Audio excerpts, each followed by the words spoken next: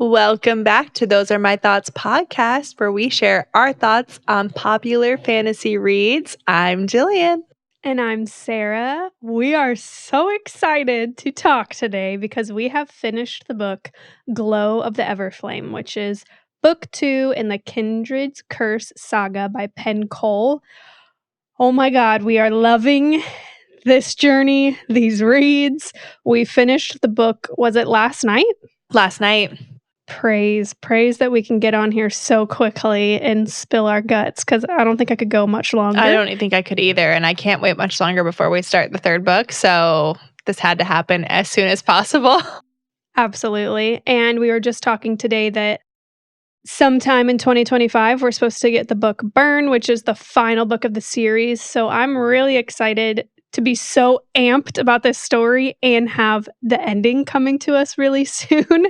Somehow it's like easier on the heart, unlike some other series we love that we're just like, we don't know when that last book will be coming. This episode is spoilers for Spark of the Everflame, which is book 1, and Glow of the Everflame, which is book 2. At the time we're recording, we have not read any further in the series, so you are safe to listen if you have only read those first 2 books. Go read, come back if you have not read. We would love to discuss this with you. If you have read Heat already and you are laughing at some of the things we're about to say or predict, I probably am going to laugh at myself later too when I'm re-listening to this. Yeah, we're laughing together because if we know anything about us, it's that we get the prediction wrong 90% of the time. This is my favorite kind of series where like book 1 is a little bit shorter, more digestible, a good setup. It was like 400 and something pages. Book 2 was 620 something pages, a little bit longer, more plot, more stuff going on. And I was at the bookstore yesterday looking at book 3 and it was 815 pages. And I was like, oh my gosh, okay, we're getting like an extra 200 every time. God bless us if book 4 is going to be 1,000 pages. I doubt it. But like, I love that there's so much story left to tell that we're only in book 2. And it feels like so much has happened. And yet there's so many things unanswered. And this is exactly where I like to be. The first half of this story really focuses on DM and Luther's tension with each other. And then the second half of the story really digs in, I think, more to the political aspect, the challenging, kind of more plot. We kind of get back into the deep of the plot points again. Yeah. We come back around at the end to her and Luther's love story kind of situation. The whole first part of the book, like, I was like, what even happened in the first half other than I was just devouring the tension between Luther and Dia. And then the second half was a lot more plot point, which was good. Honestly, I really enjoyed every second of it. I had no issues reading this book. For 2 people who work full time and I'm a mom full time, we read this book in like 5 days, which is pretty quick for us with everything else going on. Definitely. Really loving this series though. And I will say, like, it's really funny. I was telling Sara this whole series so far, I like haven't been able to predict where the plot's going to go necessarily. From like the ending of the first book being DM becoming the Queen of Lumnos kind of shocked me in that we always kind of expect our FMC to become queen at some point. Like, I think that's kind of part of the like, okay, royalty called for more, yada, yada. Okay, she'll be queen, like, yada, whatever, you know? Yeah. But at the end of the first book, I was like, whoa, this is so fast. So I think all of book 1, I was predicting other things to be happening in book 2 from a conflict perspective. And then it turned into all of book 2 becoming her embracing this royal, like her descended nature, the royalty aspect, the political climate of the new space, like, which I actually like. I was telling Sara, this whole book is such a like poses so many interesting like moral questions about what's right and wrong. Like, this happened in the first book too, but who's right, who's wrong, and what's the correct answer in between? Because she's kind of like pulled from these 2 different sides, and neither side seems that good or that. They both seem bad, and they both seem like they have good people. So she wants to like kind of pick a side during this whole book, and we kind of learn at the end what she ends up kind of making a decision for. With like, I love that Luther kind of nudges her along the way, but just lets her come to her own conclusions about all of that stuff, and then is just like proud of her in the end. But the moral dilemma in this book, it really like shocked me. I think I like wrestled with, who to believe too. Yeah. 2 things. 1, I love when a book comes to a moral dilemma, and I love that it was stretched out the entire book, and I don't think it's over. So that, as much as, like, sexual tension spiciness, keeps me on the edge of my seat of, like, what are we believing? Who's good? Who's bad? So I love that in these books. Second is I was talking to a friend who has already read these books, so it was a very, she couldn't say much. I was basically just talking to her because I've only read 2 books so far. And I was saying, okay, so this is obviously not our first series that we're reading in fantasy romance. So once you read a couple authors in this genre, it seems like the authors like have a specific plot thing they love to do. Some people are all about the Easter eggs, some people are all about justice, some people are about all of it. I have really been trying to figure out if Penn Cole is about Easter eggs or not. Obviously, if you're a storyteller, you are to some extent, but here's an example. I was voice messaging Jillian, so go with me.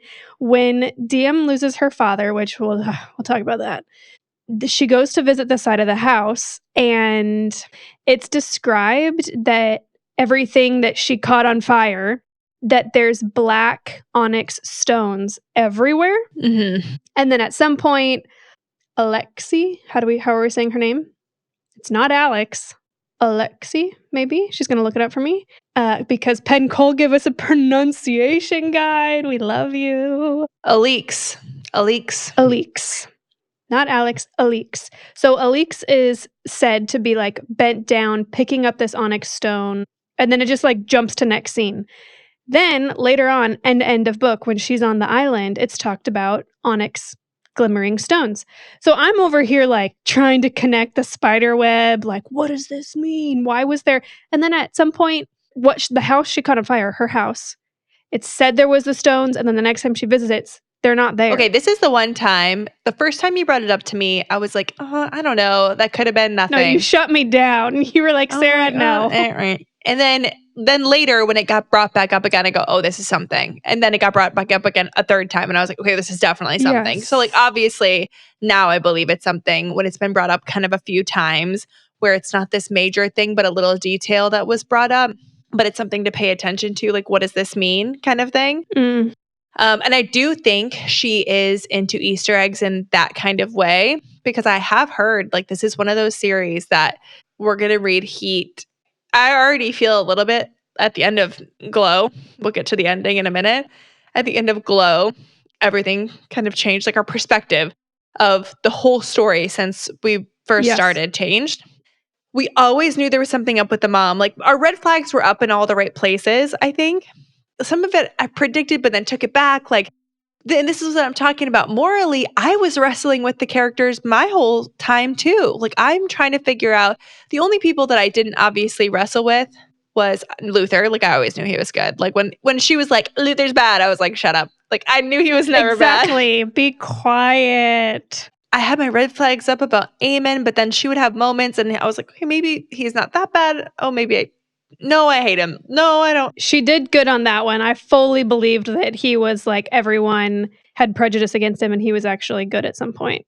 Yeah, she had gotten me with that one. And there's been a lot of other people too. Like, obviously with this whole moral dilemma, I never liked Henry, but I can't decide if he's like actually a bad guy or if he just gives me the ick, where it's like Henry.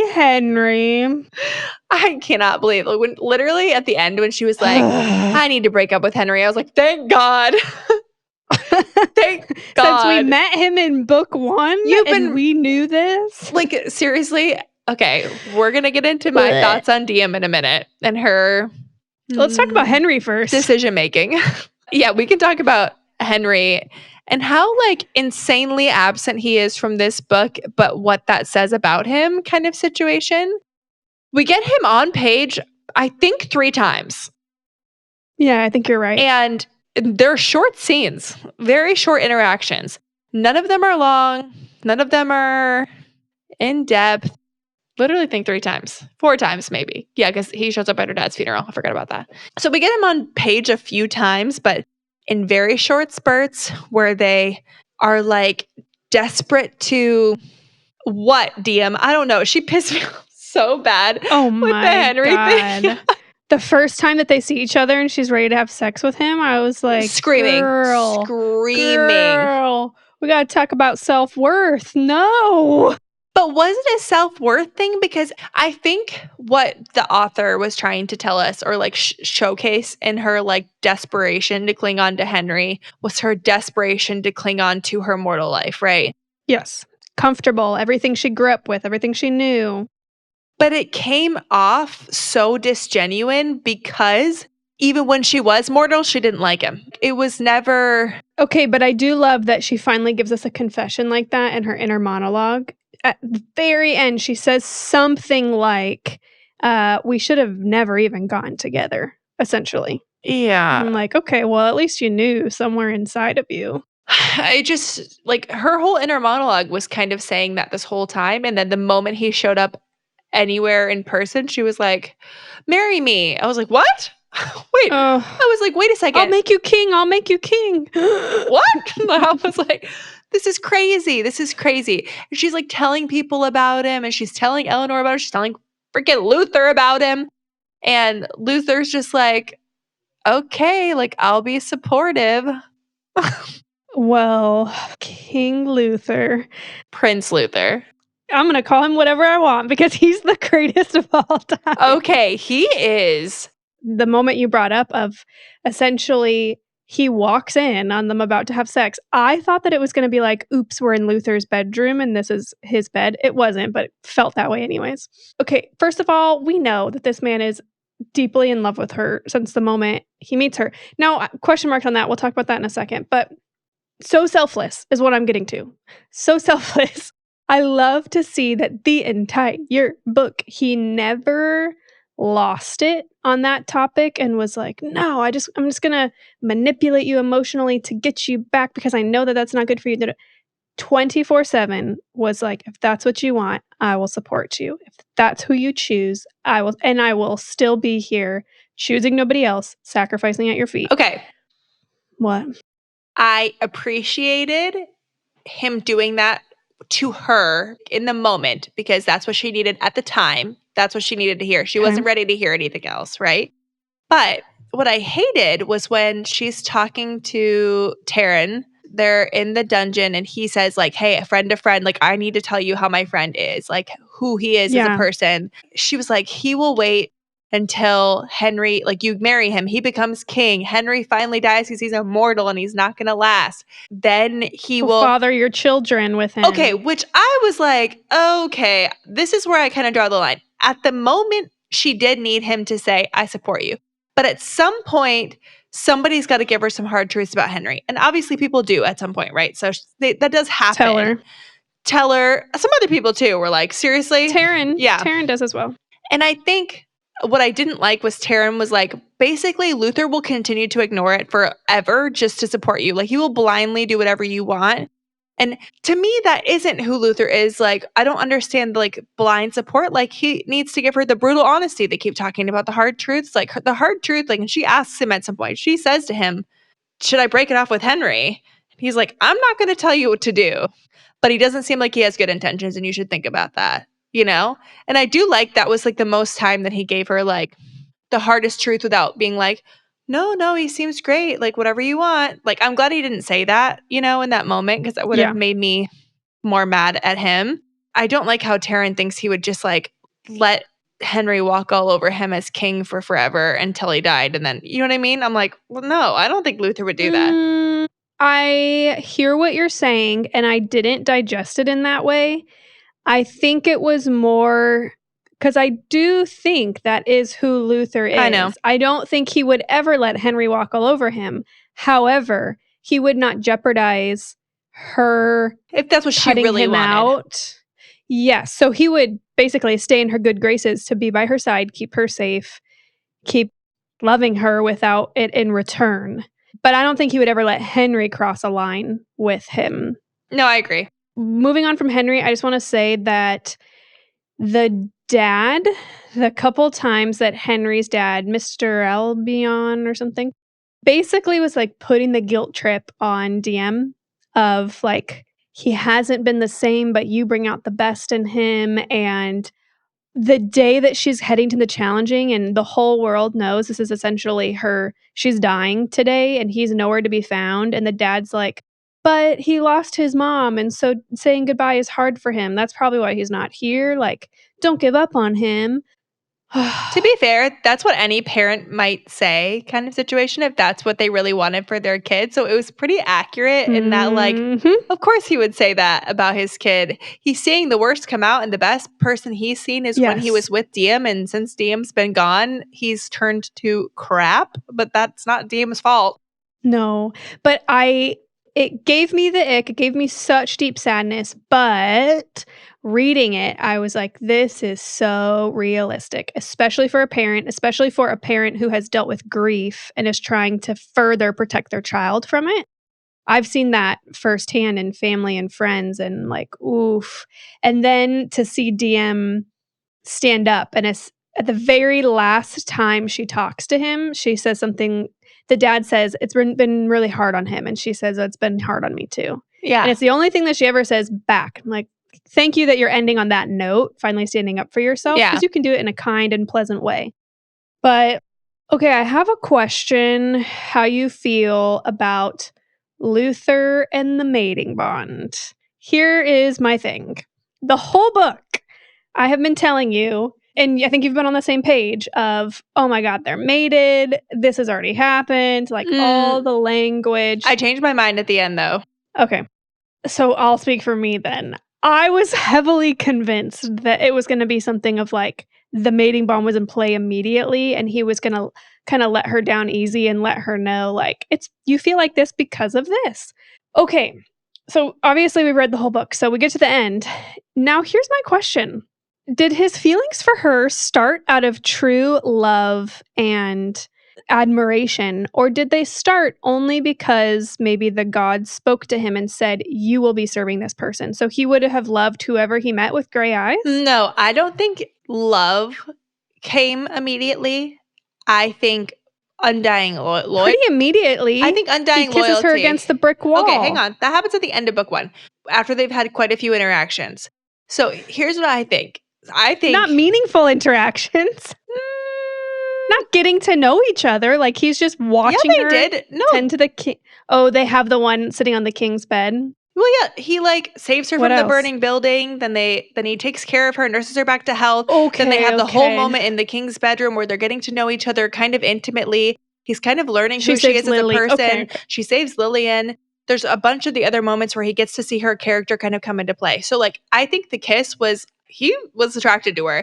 Yes, I think immediately his, like, alarm bells, like, he says this, like, she saves Lillian, and he runs into her when they're going to the bathroom in the first book, and he, like, his eyes, like, are like, flare at her eyes, like, because he sees the gray eyes Yes. for the first time in his life. And the gray eyes were fated, kind of told to him this, like, your fate will be, a queen with gray eyes or whatever that you will serve, that will save whatever. I don't know. I can't remember the ending exactly what the thing said, but it was about the fate had come to, like, it will be about this woman with gray eyes. And he had just assumed it was Yep. going to be Lumnos herself that came back. And then he meets her and he's like, hang on.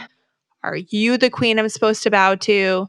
And so he's getting to know her, and, like, he's like, of course, gonna, like, save her immediately because he's like, this is my fate. Like, so immediately he's kind of chasing that. And then as he's getting to know her character, he's, like, falling in love with her. So I think he did fall in love with her Hmm. during that first book. And by the time they kissed, like, dude was head over friggin' heels for her. Okay. And then she becomes the queen of Lumnos. And when he goes to, like, get her from the cabin, he was gonna, like, do the knight thing, like, get down on one knee, be like, I serve you, whatever. And then she's Yeah. naked. She's freaking naked, or almost Yeah. naked. And he's like, can't even think I'm so attracted to you. So it's like this and because here's the deal. So the moment we learned about the mating bonds in this series is when I was like, like, now I don't think it is a mating bond this whole time.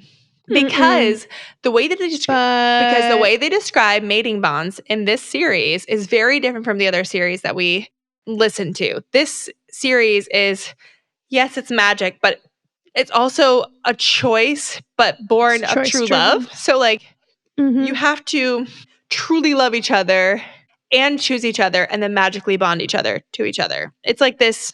Starts with choice. Yeah, because they were saying like it could be one-sided. It could be whatever. Like it could not be a good thing.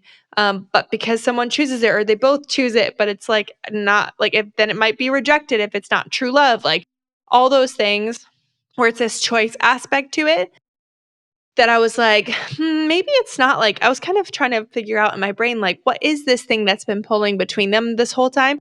And that's a good question because it is something. But I think they're like, if that's not the mating bond, there's something about fate that's tying their magic to each other. Absolutely. It's like this. Absolutely. There's some fated aspect to it. If it's not the mating bond, it's still like the gods weaved them together. Yeah. I agree for all the language we get for the I didn't see him come into the room. I felt him. I didn't have to look. I did this. I did that. So many times. Something's already in play. I'm shocked we didn't get mind-to-mind speak with all of that talk. I'm shocked. I wonder if we will, because one of the realms can do it. But I don't know. Oh, Umbros? Mm-hmm.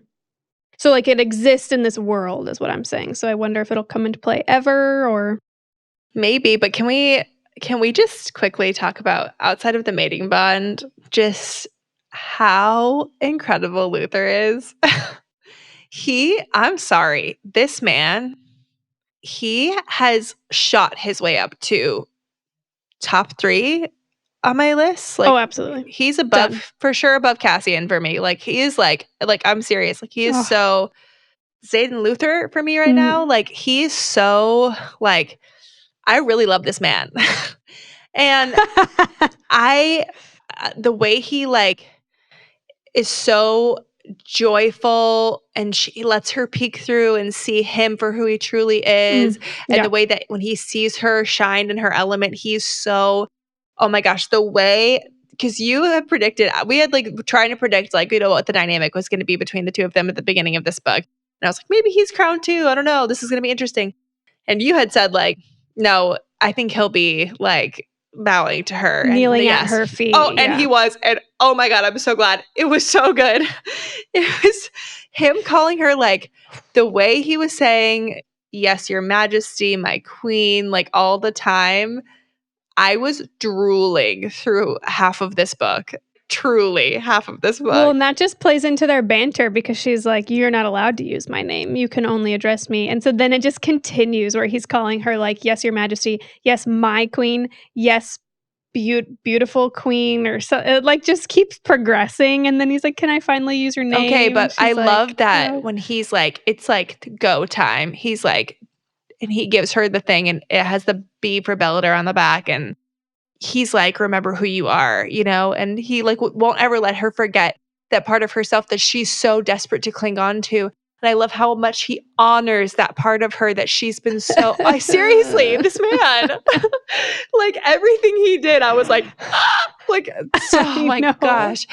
But the moments, like he's like broody like Zayden in that, be like leaned up against, the side of a doorpost, like waiting for her after something. And I was like, oh, I can't wait for this scene. Like I was getting so excited. I was like just eating up every moment. And that scene, there's been a few. There was a few. Which one? The scene after the cousin dinner where Ileana and him are like, they go off together. Then she's like flirting with Eamon and whatever. He meets her in the room and he like is undressing her, like taking her shoes off. Taking off her shoes. Oh, I know. I could not breathe during that scene. And this is what I'm saying. Like, I don't even need the Nothing spice. happens. I don't even need the spice. That's it. Nothing happens. I didn't miss it 1 second of this book. I didn't miss it. The tension was enough for me. Like that build is all I want. Now, at some point, I was like, tension's gotta break. Break it. We're done. Which many times in this book, I was like, wait, I mean, at some point it was like, you guys haven't even kissed. The lips haven't even touched a cheek. Like, This book, well, nothing they has kissed happened. last book.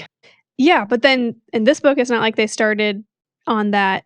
No, because she was on Team Henry. Oh my. Okay. There's a part of me that's like, she was playing loyal to Henry, and I do appreciate that she was trying to do that. However, you made the point at some point where I think it's when he's taking off her shoes, you were like, "I'm so sorry for somebody who is betrothed. This is not how we act." Well, she would say that too. She was like, I shouldn't be doing this for somebody. Like, she's like, I have a fiance. And it's like, you both are being so insane. Like, the way that he could not keep his hands off of her. But no blame on him. She never said stop. No. And he continued to say, I'm crazy about you and you are all I want. And she never put him in his place. I mean, but it took till that ball, which, like, I guess that was The like. ball is always the place that it happened. The ball is scary because this ball is either bad things happen, like big climactic moment, or like. Which was both. Or well, kind of. It was like almost. I was kind of holding my breath. I can't believe they just walked away. Like, that worked, you know? With Umbros, and the Guardians. Them. That's going to come up next book. But his proclamation of love during the dance. And how, again, we both said this, like, how insanely selfless it was. He was like, you should know, like, I'm done holding myself back. Like, I want you to know, like, you have all of me. You need to make a decision for yourself, do whatever you need to do. But she's egging him on. She's like, what would happen if we gave into this thing between the two of us? He's like, what would happen, Diem? Like, yeah, you tell me. Like, I've been waiting on this, you know? He was so like, here's how it is for me. You make a decision and I'll respect it. No matter what, I'll be here. Don't worry about me. But like, he is always like, what's going to put her first, her needs. I mean, I think he saw too, like, what I love about him is he saw the equal trauma that they've been through. Like, he had been through so much in his life that she didn't know about, but what she was going through. Didn't I call it? You did. You did. Call and I was like, oh yeah, maybe. Like, I kind of just didn't give it stock, but you never responded to that prediction, no matter how many times I said it to you. The prediction is that I assumed from the beginning of book 1 that he was half mortal, half descendant. Yeah. I forgot to tell you. We read them back to back. We were like reading it at the same time, so I forgot to say you're right. You were right about that. Thanks. But I think because he knew what she was going through too, in a lot of ways, and because he just saw the trauma she was going through trying to figure all of this out and the weight on her shoulders, and he knows that weight so well, he was able to kind of like take a step back from his emotions and say, like, she's got all this stuff she's walking through, so like, I need to let her deal with this, and then in the right time tell her how I feel, which I just love that about him. Like, yes, he's so great. And then is now a bad time to say DM is one of my least favorite FMCs of all time? No, you're not wrong. At least in our opinions. I don't think that's an unpopular opinion. Just based on my like brief looking on social media, I don't think that's an unpopular opinion. But she drove me nuts this entire book. Her inner monologue drove me nuts. Like, in the first book, I was like, okay, she's an unreliable narrator. She obviously is like denying herself here. But when it continued to happen in stupid scenarios for a long time, and her temper would fly off the handle, she would yell at people. She would like walk away. They were trying to help her with Taryn, with Teller, with whoever was trying to help her. You know, Taryn's trying to get her to like get her magic out. And the moment it bubbles up to the surface, she like shuts him down and walks out of the room. And I'm like, what the heck? Like, which these are I wonder when we get through 2 more books if you will feel the same, if I will feel the same.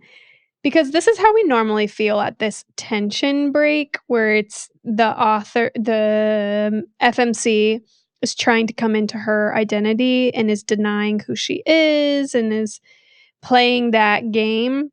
Now, It could just be that she's not ever gonna be our favorite, She and that's might alright. not be. This book, she drove me nuts. I will say, Same. obviously, there was explanations given, and I can even right now, like, explain her, like, her temper. They talk about her temper, that she gets it from her mom and her flying off the handle and all of these things, like, fiery side of her that she is, like, kind of born with or whatever, and I hated her last moments with her stepdad and the way that she acted towards him and just walked away, and then he died, and that was all. I hated And they it. have that moment twice of, like, when she got the crown, she also left him in a bad argument, and then oh, man, when the dad died, I'm always skeptical in these books, and I wasn't in that precise moment when he's like, "Hey, I'm gonna go home, blah, blah, blah." I was not thinking about it. And then the second that I've already forgotten, Alexi? Alix. The second that Alix comes and she has a look on her face, I'm like, somebody she loves has died. I was laying on my couch, my husband was playing video games, and out loud, I'm like, "No, no, her dad has died, her dad has died." I was similarly, my husband was, we're both in bed, I'm reading, and I'm, like, kind of turned to my side, and I start figuring it out. He rolls over and he's like, "All right, babe, I'm going to bed, night," and I'm just yelling no in bed. I'm like, "No, no, no." No, no. Literally, I think I was like, And he was like, "Okay, well, good night." And I'm like, "It's not a good time. It's a bad time. Just go. literally. Leave me be." Don't interrupt. There was a second time I did that. Oh, it was the challenging when when he was like, "Fine, I will challenge her," and Luther essentially, and we know that they're gonna fight because he's the most powerful. I put down my book, my husband's in the kitchen, again, I'm on the couch, and I was like, "No, no, no, no, no, no, no, no, no, no, no, this can't happen," and I'm, like, verbally processing, and then I made a ridiculous post on Instagram, and, like, 2 seconds later, I was like, "Wait, just calm down, Sarah. Nothing's gonna happen. Nobody's dying. This is impossible." Nobody's dying. And, but then I was yelling at my husband in an equal manner because I'm like, "Don't worry, I figured it out. I figured it out. I gotta tell Jillian." And I'm voice messaging you. But I am scared, like, I guess she didn't kill anybody major in book 1, but there was definitely, like, sad deaths in book 1. And then we had the big death of somebody we had, like, learned to love in book 2. And it makes me nervous for the rest of the series because clearly she's not afraid to Kill people. somebody we love in the name of, whatever. And there's a lot of people who hate Diem, including me. No, I'm just kidding. She's not dying. No, I'm saying similar to what happened to Andre, there's people that hate Diem and will kill somebody she loves to get back at her. Oh, yes. Okay. Kind of a situation. Oh, definitely. Now, there's something happening with the Guardians. Not talking about Mom, but talking about the Guardians that we're aware of before we figure out about Mom. There's something happening with them at the end of the book. So, We know what it was. what was it? Because everything with the island? Yeah, they were trying to blow up the All of them Hearthstone. were doing that together? I thought that was just like an Aurelie, like, on her own solo mission. No, because she says to Vance, Vance is like, "Is everything in place?" She's like, "Everything's in place. We're ready to go. Like, it's the plan." She's been there for months. Surely she could do it on her own. We can talk about why the heck she was there for months, but no, they came to blow it up and save her. That's why they were looking to. They knew Luther was going to bring that boat to the island, and But nobody was on it. well, that we know of. I think that because where was Henry and that other guy? Because the guy from Fortress was like, he's been missing for a month or whatever. And what I was going to say is DM, when her final visit to the healer center, Lana's not there. Mm-hmm. And she's like, "Well, do you need her?" But she says, Mara says she's gone to Araboris, the other land. It starts with an A.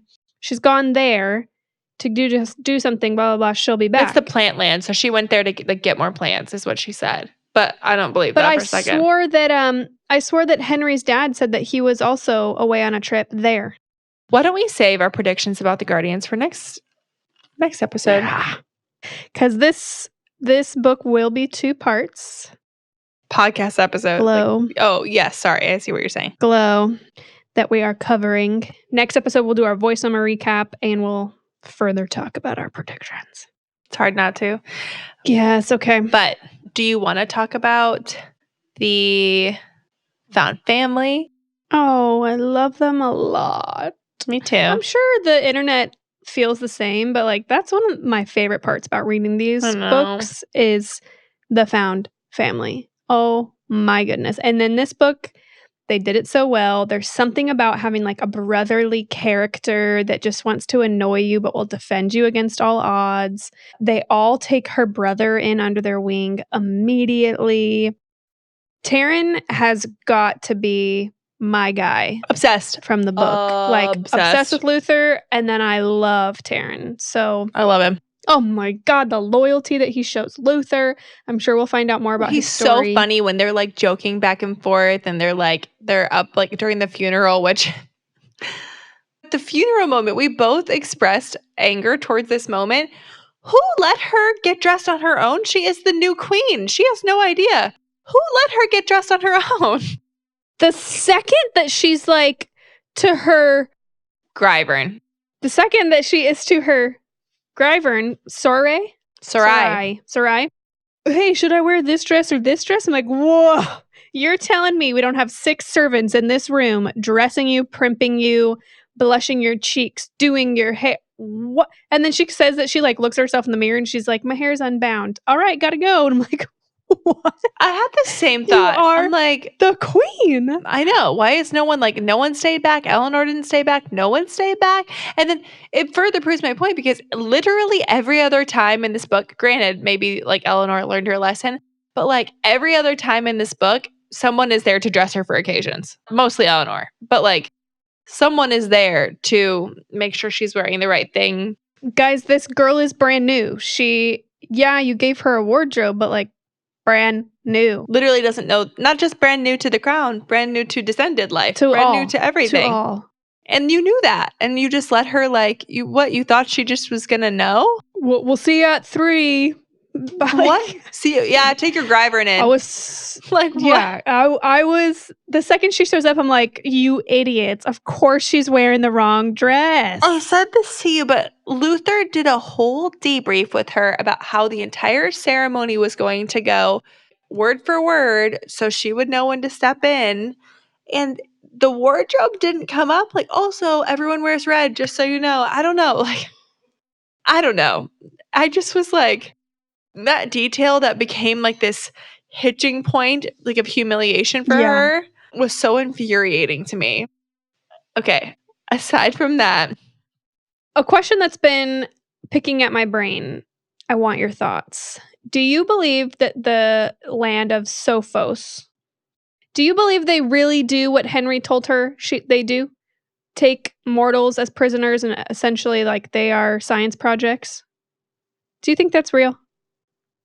Because it's not reliable because it came from Henry. However, their sketch, Teller really wants to go. I don't know. I don't know. I think what's weird about it is I really don't know. And this is where Penn does a great job at me like trying to pick a side when I actually have no clue. Because my gut says, yeah, I believe it. Even though it came from Henry, they are giving me sketch vibes. But I don't trust Diem's gut all the time. And the only thing that's giving me the biggest pause, like the biggest like, it's fine to go, is Lily. Like, I think... But Lily is told to us to be the most naive. Yeah, maybe. Maybe you're right. But yeah, I guess I just wouldn't... Like, she would kind of know, like, descended culture. Like, if that was, like, a known thing among descended, wouldn't they not send... Or is it not a known thing? Yeah, sure.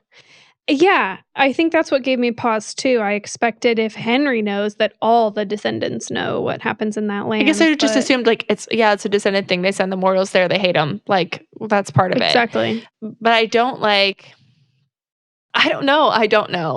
I think part of me doesn't understand, like we can talk about predictions about the rest of the rulers next episode. Like I get the same vibes from them. Like I don't know who to trust. Like in this entire book, I don't know who to trust. That's been the hardest part of this book is like figuring out, like, okay, obviously I trust our found family. I trust Eleanor, I trust Taryn, I trust Heller, I trust Lily, I trust Luther. I trusted dad. Andre, yeah. But I don't trust Orly. I don't trust her mom. Oh, absolutely. You know, the second she went disappearing, I was like, something's up with her. What's She's happening? telling too many secrets. And you could tell, like, Luther was obviously like, oh, she didn't tell you that. Oh, gosh. What? I thought she would have for sure told you that. Like, whatever. And he's like, he learns about the flame root. And he's like, she was like, she was giving He's me like, a this flame is the last root. straw. Like, she was like, what the So is going on with her? true. And so I think Luther obviously didn't know about most of it either, even though he seemed to have been clued in on a chunk of it. But whatever, she's like, I don't trust her as far as I can throw her either, especially since she seems so tied to the Guardians. And I'm just going to say how mad this made me, because I said this to you in the first book when Henry goes, oh, the leader of the Guardians is a woman. You guys are so much alike, you'd love her. And I was like, surely it's not her mom, because Can't be, because the person who loves her would tell her. Oh my God. he wouldn't hide that from Oh her. my God. So it couldn't be her. And to be fair, we don't know for a fact that it is her, other than it's kind of been posed that way at the end of book 2, where it's like, I think she's the leader of the Guardians. I really think she is. And I don't know if that's a good or bad thing. Like, that's what's hard about this, is like, okay, we obviously don't trust Henry. I have all my red flags up, but they were doing some good things, like, or like they've been fighting against some bad things, but just in bad ways. And like, she says that to Lana. She's like, just have your guard up, because they have the right intentions, but their methods are not good. You know, be careful. I think that's kind of like the Descended, like, some of them have good intentions, some of them don't. Some of them want the change, some of them are actively fighting against it. And I think it's just like so hard to know, God, there's crappy people on both sides. Like, who do we trust here? And it goes back to, like, she's meeting these leaders of the other realms, the kings and queens from the other realms. They all seem a little sus, all of them. Maybe not. They kind of bring up like Phanos and Arboros as like the besties, like, that are just like chit-chatting on their way up to the thing. Umbros is the like weird witchy one that nobody trusts or whatever. However, because she's the one that the book tells us not to trust, I'm like, I think I choose you. I choose you. You're probably trustworthy. I do this in every book, but Well, because she pushed her towards her fate kind of in the first book by knowing like this is what happened, and she like knows all of her secrets up front. Like, she already knows all of her secrets. She's kind of giving her the eye about things. She's not spilling them to other people. I agree. I trust her. We'll talk about that next episode. But that whole situation with Sophos and stuff, I don't know who's good and who's bad, because I don't think they're all one way or the other. I don't think so. But Umbros is the only one I have an opinion about right now. Who is the old guy she was like walking up the steps that like looked at her and was like, oh, you, or he said something about her? He said daughter of the forgotten. He called her that. Yes. Something daughter of the forgotten. Or she's like, how did you know that? Which, what does that mean? Talk about it next episode. It's hard not to talk about the end and not to talk about like, what does that mean kind of situation. Start talking about predictions. Do you want to talk about her show of the power and the challenging, or the challenging in general? Because both of us had great opinions. We loved it. Wow. Okay. This is not an uncommon plot thing that happens. However, I was so excited because at that point in the book, it's like 80%, 80, almost 90% when she's finally showing her power at the end of the book in the challenging. And so I'm kind of expecting like the average plot points, like, all right, she's obviously not going to die, which means she'll finally show her power. Yes. Everyone's going to be shocked. Maybe she kills somebody. End scene. Wow. I felt that this was so unique. There was like, Penn really got me where I was like, maybe she's not figuring out how to use her magic in this moment, when she just continues to get beat down by Ron, which I think it's so funny how common of a name he has. He's the worst. So continue to get beat down by him. You have this thing where like her and Luther have just professed their love to each other, essentially, Okay, we gotta back up before her even choosing Ron. This is what I mean about this scene. Like, it took so many turns where I was like, ooh, I can't even guess which way it's gonna go anymore. She is at the challenging. I was actually shocked that every house challenged her. I was expecting 2 people, Me too. not every house. And I love that they all ratted out House I do too. Hanover or whatever. Ileana's home. She's the worst as well. But we do love an ex-girlfriend. I do. in I these- love the jealousy moments. It's really great. So wasn't expecting that. That was my first shock. Wow, every house challenged her. I'm like, shit, she's not getting out of this. Then I was shocked that Luther decided to challenge because for a moment I was like, shoot, he's gonna die. Not he's gonna die because why would that happen? But something bad's gonna happen. Okay, this is funny because then I made up this whole this is what's gonna happen in my brain, and it never happened. Okay. I don't know. I don't know if I sent a voice note. I about don't this. know. I essentially, so in that split second of 2 minutes or something where I freaked out to my husband and I'm like, oh my God, they're going to kill each other. And then I was like, no, I figured it out. This is what I thought I had figured out. I was like, oh, he has just, when he finally got her to shield, and that was like her first display of magic. Oh, I know what He you're going to say. explained to her, yes, okay. So he explained to her, hey, this is why I was able to come pick you up when you were on fire, burning your house down, using your magic, is because our magic cannot kill the people who we love. Which, what a kind way for him to basically like show her feelings that she is still refusing to say. So kind. When he said that, I was like, okay, so you were like, he's like, you love me. Let me spell it out for you. You love me. Okay, but he tells her that, and this is not that long after. So as soon as he was like, I'm challenging you, I'm like, oh, Luther is so smart. He's going to get down there. They're both going to challenge each other, and it's going to have to be like a draw because neither of their magics will kill each other. And then I don't know how they're going to end the challenging, but they're safe.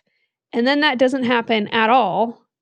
And it's not even a plot point, like doesn't come up. So I think I was wrong on that entirely. Although he does have a weird thing where he's like trying to talk to Teller and then Teller, she won't listen to Teller. I think also, sorry, just in that moment, like I think if she was actively shooting her magic at him in an active like hate or betrayal, the magic wouldn't protect him.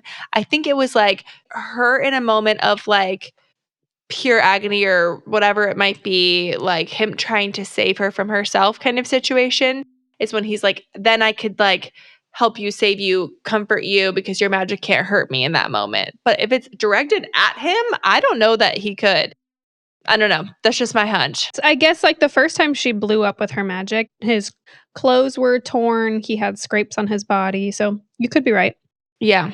She has like the stand up against Remus and Gareth. God, they're awful. They are the worst. I guess I was a little bit indifferent towards which one is Luther's dad? Remus. Oh, and then the other one, his uncle. His uncle? Uncle Gareth is Eamon and Taryn's dad. I was a little bit indifferent towards him towards the beginning, maybe because he was just a little bit more background. Remus is the worst. And then eventually I came around and I was like, oh, you're both the worst. Oh, there's so much magic in this scene. I loved the like the time they kissed for the first time, like in front of the hole. He was like, this is the last thing I'm going to try to do to protect you. Yeah. Mm-hmm. And he said, I'm sorry, it has to be in front of everybody. Oh, I was like, yeah, whatever. But then obviously he challenges her. She thinks she's betrayed. And then, they're like in the back kind of discussing all of it. This is why she's not on the top tier for FMC. The book is essentially in the plot like 30 days. How many times has he proven to you, like he says the same thing over and over. You're the only one I'm going to serve. You are where my loyalty lies. Blah, blah, blah, blah, blah, 1,000 times. The second he, in a sense, is like, trust me, just let me do this thing. It looks like I have a cold mask. I don't.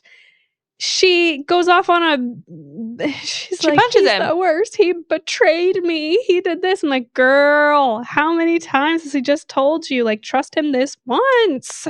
I was pissed at her in that moment. Because what actually was, like, he really was just going to sacrifice himself. Do you think that really was his plan? Do you also think he was, like, really gonna marry Ileana if she was like, Yeah. that part of To keep her safe. the self-sacrificing, that part where he's like, I'll ruin my whole life if it keeps you safe. Shut up. Shut up. Yeah. Shut up. Yeah. You need some self-preservation as well. Like, seriously, that part annoys me I about agree. like a too self-sacrificing MMC, but like Happens often. does happen often. But I agree.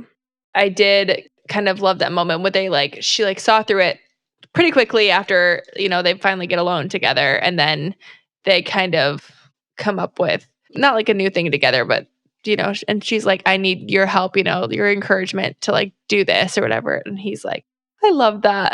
I love that, like, he's the one, like, her magic calls to him too. I love that. She's like, you helped to come out last time. I also think it was funny because I had been waiting in this book for the guy from the first book who had killed the mom and boy to come back up again. I knew he was descended. So, and he was like, I'll never forget your face, whatever he said to her whenever he was like, left her in the alley. She gets to the palace, and literally since the beginning of this book, I was like, when's he coming up? When's he coming up? But they started doing, they get to the funeral, I'm like, maybe she's going to see him here. They get to the ball, and they start meeting descended families. I'm like, oh, she's going to see him at the ball. He was never at the house. What was it called? House? Meetings, gatherings. Yeah, something. I can't remember the name. It took me a second to understand that those house meetings started because I was under the impression that they were going to the houses and meeting with all these people. So I was ready for like, we're starting to travel. And when it was just scene after scene of her showing up to the same room in the castle, I was like, I think this is it. I think they're started. Took me a second. But I was waiting for him to come back. And then when he's the first one to challenge her and she's like, I immediately recognize him. I was like, here we freaking go. Something was up with House Ghislaine because they like skipped over like a chunk of the like lesser houses. Then she's like, it's the last one, the one you definitely don't have to worry about. And I was like, okay, Eleanor. Don't say that. I was like, okay. Well, I was like, what's going to happen? And then obviously it happened at the challenging, but it happened to be like the one guy. You had a great memory and remembered him. I forgot about him the second that scene was over. Hilarious. And so when it happened, thank you, because you voice memoed me and you were like, I've been waiting for him. And I was like, great. Forgot. However, my eyes were focused on House Bennett or just the Bennett family. I don't know what they are. I thought for sure that the dad was going to be like, hold on, wait. You were the healer that was in my house, and 2 days later, my house was exploded. You were immortal. I think you're working with the Guardians. I was waiting for that to get tied and like brought up in some way. Nah.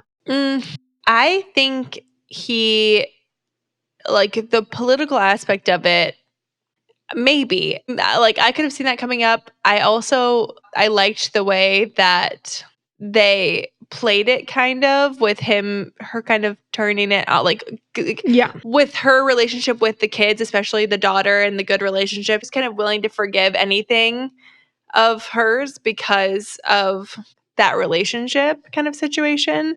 A big plot hole for me, which I'm sure Penn's got this figured out in the next couple books, but how do so many people know that she's a part of the Guardians and nobody has told on her, essentially?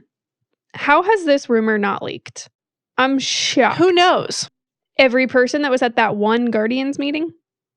Breck, Henry, Vance, the other leader. Well, because it wouldn't serve them to out her. Who are they going to out her to that would serve them? I mean, near the challenging, right before or during it, they would have outed themselves. How do you tell people? So many ways. Write a note, slip it under a door. So many ways. Come on, get creative.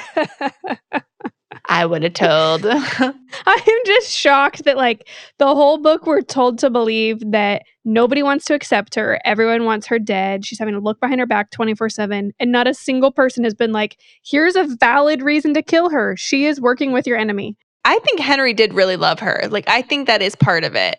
So I agree, unfortunately. unfortunately. I don't think he wanted, like, he was like, remember, we're on the same team. Remember, we're fighting for the same stuff. Sorry, I had to betray you here. Like, whatever it is. But man, he's such a freaking rat. Sorry to bring it back to Henry. But the moment she says something about the flame root, like, oh, like, and he's like, oh, wait, that takes away descended powers. He was like, oh, I'll be king. Like, whatever you want me to do. Can you also just give me more of that stuff? Like, I'll take more of that. Like, and then the moment. Can you get me some? Can you get me some? The moment they're in a, like, he comes to her dad's funeral, late, may I add, and he says, they're making up, and he's like, anyway, what about that flame root powder? Shut the up, Henry. Like, he literally, I was God, couldn't believe this it. guy Couldn't sucks. This guy is the worst. Oh, okay. Also, just like, you just reminded me, 2 moments where you are at your lowest of low. Your father has just died. Everyone knows. This house is down the street from you. You saw the explosion. There's no way you're going to tell me you didn't know. It's a small town. They're all keeping each other's backs. You don't run to her side or try. You got her a letter in the mail. Like, there are ways to reach her, and you did not sacrifice all of yourself to be next to her. Then you dare to show up late and almost in a, like, He's a little weepy brown noser who's up Vance's butt. That's why. And then second, and we already talked about it, is the love of your life is essentially on death row, and you are not going to go to the ends of the earth to at least say goodbye. Vance has this guy on, like, a, if you step out of line, you will die. Everyone will die, blah, blah, blah. Like, or you're a bad whatever. Kill like, him! He's the father, which... Father.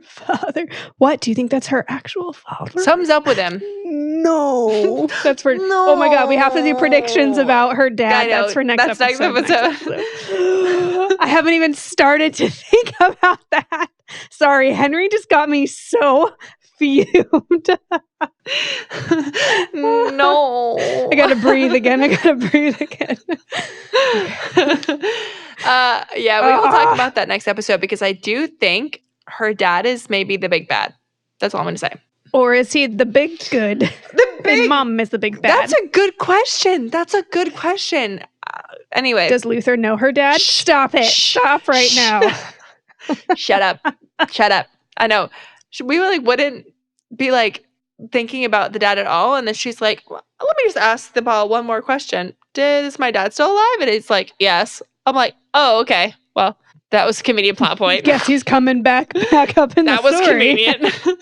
She just remembered him just now. Was like, that's what I'm thinking about right now. There's not anything else she wants to ask it. Which means she only has one more question for that ball. What is it going to be? Oh, it was a 3-question thing, like a Genie in the Lamp situation? I'm pretty sure. Interesting. Any huge things that happen that you cannot move on without talking about? I don't think so. Something that comes to mind is every time that she, like, pretended confidence to be in a room, like at the first cousins dinner. Mm-hmm. I live for those moments where she's like, all right, like, deep breath. And she, like, goes in to pretend to be this sexy goddess when that's who she's going to end up being anyways. But I loved that. I loved that dinner. Oh, I have to say that I cried once in this book, and it was during... Jillian was like, this is why you cried? I'd already read it. She was like, I cried. I was like, I'm scared. And then she was like... I was like, oh, was it that moment? She was like, yeah. I was like, oh, I might be heartless. Yeah, wasn't it beautiful? It was when DM is really deep in grief, and Eleanor, right? That's her name. Throws her a picnic out in the sun with the warm blanket to try to, like, get her to feel better. And they bare their souls to each other. It is sweet. And they do a little blood bond of, like, I am your blood family now. You are my family. Yeah. Like, you will be until I die. Cried. What do I say? It's always the loyalty that stabs me in the heart. That is what gets you every time. I did not cry in this book. I almost cried. Well, I teared up for sure when Andre died, and that moment happened. Like, I definitely teared up when that happened, but I wasn't, like, sobbing over it. I think I just didn't get enough of him to be crying that hard over it.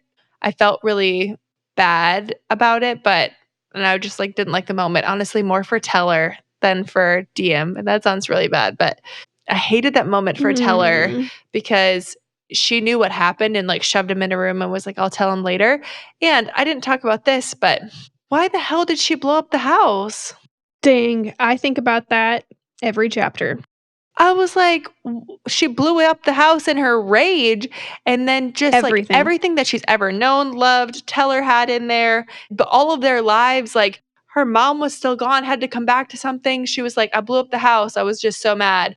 And I said to Sara in a voice note, I said, I understand the entire place was covered in blood, and maybe it wasn't salvageable for, you know, a place to stay without memories being horrible kind of situation. Sure, you can't stay there. There was still things in the house that they might have wanted. Like, and Teller was like, oh, cool, all my notes were in there and I needed that for classes. Like, I mean, random stuff like that where it was like, did you have to blow up the whole house? Seriously.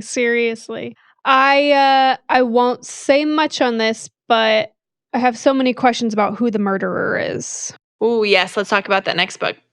The next episode. We'll talk about the murderer of Andre. Yeah, that's got to come back around. I think we leave it there. Yeah. Everyone listening, listen to part 2. This conversation is just going to continue. And then we'll start reading Heat. Oh my gosh, I can't wait. We have 2 more books this year to read from this series. I'm so happy. Can't wait. Very excited. Bravo, Penn Cole. So far, Penn Cole. Yeah. Yep, exactly. Have loved. And you've made me think. You've made me fall in love with characters. I loved it. So no complaints from me except for DM, but I think it might be part of her character arc. So I'll let her be. I think it's on purpose. Yeah. I'll let her be. But those are my thoughts. See you in part 2. Bye. Thank you so much for listening. We also want to be your long-distance book bestie. You can find this podcast on all your favorite listening platforms. You can watch us on YouTube at Those Are My Thoughts Podcast. Follow us on Instagram, My Thoughts Pod. On TikTok, mythoughts.pod. We'd love to hear your thoughts and book recommendations. Email us at thosearemythoughtspod@gmail.com. Don't forget to rate, review, and subscribe wherever you listen. We love you. See you next time. Bye.